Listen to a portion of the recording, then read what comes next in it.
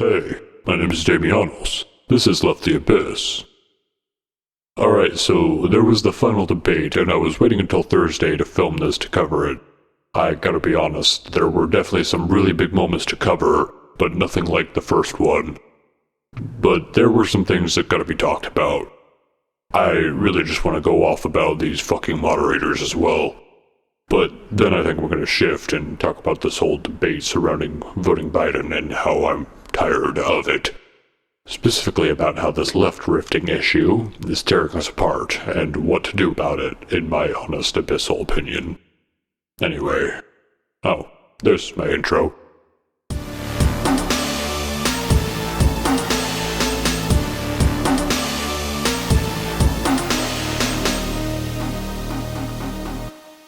The final debate. This was Trump's last chance. Did he pull out any advantage? I don't think so. He needed to, show somehow undecided voters that he had something to provide. He has utterly failed at that yet again. I was hoping to dunk on Biden a little bit here too, but honestly he got a chance to talk and he wasn't that bad, at least at being Biden. He actually talked about who Biden is. We all know who Biden is, and none of us are happy about that, and him talking about access to affordable healthcare as a human right, implying that you do not have the right to free healthcare, just healthcare that is subjectively affordable, or him talking about easing tensions with foreign powers being bad, or him talking about climate, but endorsing fracking. The dude is grating to listen to and then root for, but to his credit, he laid out the ways he's different from Trump this time. Trump needed some solid ideas, but still lost all semblance of policy in favor of saying it exists somewhere vaguely in the future. Like how he talked about getting rid of Obamacare and putting in his own plan without telling anybody what his plan is. He looked really bad. Alright, let's hit some clips really quick. Dangerous now? What should they do about the danger? And you say, I take no responsibility. Let me talk about your two... Excuse me, I take full responsibility. It's not my fault that he came here. It's China's fault. And you know what? It's not Joe's fault that he came here either. It's China's fault. Trump, your comedic timing is on point. That's all I gotta say. I can give you credit for that at least. You fucking idiot. Parents were ripped, their kids were ripped from their arms and separated. And now they cannot find over 500 of sets of those parents, and those kids are alone. Nowhere to go. Nowhere to go. It's criminal. It's criminal. Let me ask Kristen, you about I will say this. They went down, we brought reporters, everything. They are so well taken care of. They're in facilities that were so clean. But some of them haven't been reunited with But just their ask families. one question. Who built the cages? I'd love you to ask him that. Who built the cages? Let me ask about your immigration policy. And that they lived with. But he had 8 years he was vice president. He did nothing except build cages to keep children in. Vice President Biden, your response. Trump, you are so right. The Obama administration did build those wonderful clean facilities / cages to put children in. You're right, they did that. They built them.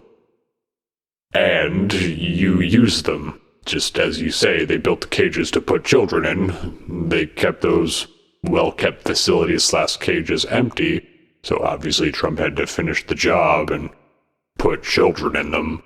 Can't just let such wonderful facilities / cages go to waste. To say I got criminal justice reform done and prison reform and opportunity zones. I took care of black colleges and universities. I don't know what to say. They can say anything. I mean, they can say anything. It makes me sad because I am the least racist person. I can't even see the audience because it's so dark, but I don't care who's in the audience. I'm the least racist person in this room. Ooh. Okay. Alrighty, well, really quick reminder, your moderator is a woman of color, but I guess you don't see color. You're the least racist person after all. When you do that whole I'm the least racist person thing, it sounds so hyperbolic that it sounds absurd, which makes your whole notion sound absurd. You can't say that and not sound racist. because the idea that you, Donald Trump, are the least racist person, period, is so laughably ridiculous that it makes the entire notion that you aren't racist sound ridiculous too. Now that goes for anybody egomaniacal enough to claim they are the least racist person. We all know Trump is racist, that's not controversial. Anyway, that's all I got. Maybe we missed something, but looking through all that in 2 times speed was still torture for Nick, so they stopped there. So, it's all done now, no more debates. That's a relief. I won't talk about this for too long since it's already done, but can I just bring up how relentlessly impotent these moderators were? Chris Wallace was kind of okay. He got into the shouting matches with them and made some effort to stay on track, but without any moderation controls over microphones or without really putting his foot down and not conceding any more time, they weren't going to listen to him. And then there was the vice presidential debates with Susan Page, which were left totally unmoderated as Susan just kept saying, "Thank you, thank you, thank you, Vice President, thank you, Senator, thank you," and expecting to be listened to. Try a little bit.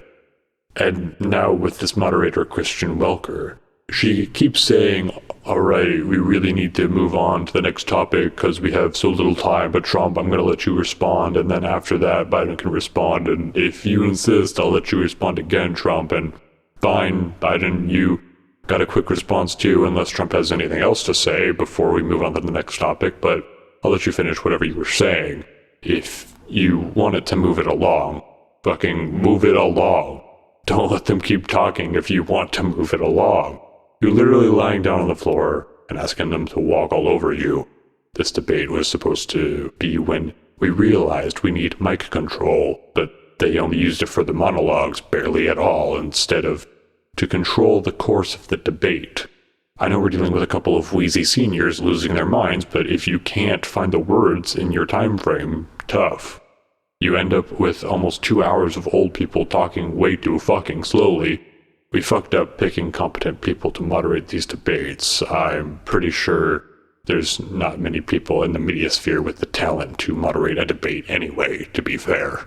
So, the other part of this video is a bit of a lamentation of the state of the left. And no, I'm not going to contribute. Nix has voted for the Party for Socialism and Liberation candidate Gloria LaRiva. Nix lives in Washington State, so regardless, this should be a pretty guilt-free vote for a third party. A third party which recognizes that they cannot expect to win, and instead use the election as a platform to raise consciousness and organize, to do tangible praxis and leftist work. The party is responsible for organizing BLM protests around the country, with Denver protest organizers from PSL facing a list of felony charges. But regardless of state or intention, you should not feel guilt for voting third party. You should not feel guilt to not vote. I have listened to the reasons for doing these things, and I understand and sympathize with those reasons because as leftists, we tend to think about our politics, perhaps too much sometimes, and if you voted Biden, you should feel no guilt. Some of us need to vote Biden to make sure Trump gets out. I think by now the people who are. I want Biden to beat Trump, but I also understand the apathy. I understand the disgust with our electoral politics. I understand that some people do not wish to endorse our system by participating in it, or even just don't want to participate in it. I especially understand if you feel that way but don't want to do nothing, bolstering support for your third party. I do believe there are plenty of people whose opinions are either vote for their third party or don't vote. I don't think they can be convinced to vote Biden. I support the debate, but it's just gotten so vitriolic. Look, I know a lot is at stake here, but you can't keep saying this time is not the time to vote third party every single election since before Nix was born. Like, according to people like you, there will never be a time, and I just don't see how progress can be made that way. But still, I understand why you feel that way.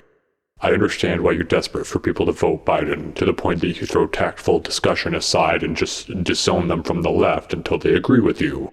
But I do not agree. Specifically, I don't agree that we should be disowning each other. People who vote third party or don't vote don't really have a motivation to fuck with people for voting Biden. So, I don't really see that, but if you do, knock it off. Let them get him out and respect their decision, as it was a decision I trust they made with consideration as a leftist.